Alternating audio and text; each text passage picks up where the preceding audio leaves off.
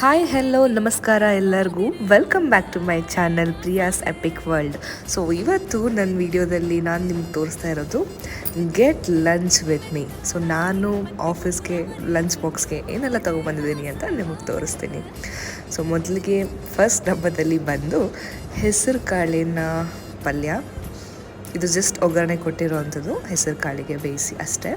So ಅದೇ ಹೆಸರು ಕಾಳಿನ ನೀರು ಮಿಕ್ಕಿರುತ್ತಲ್ಲ, ಆ ನೀರಿಂದ ರಸಮ್ ಮಾಡಿದ್ದೀನಿ, ಹೆಸರು ಕಾಳಿನ ರಸಮ್ ಇದು ವಿತ್ ದಟ್ ರೈಸ್. ಸೊ ಇದು ನನ್ನ ಇವತ್ತಿನ ಲಂಚ್ ಬಾಕ್ಸ್ ಆಗಿತ್ತು.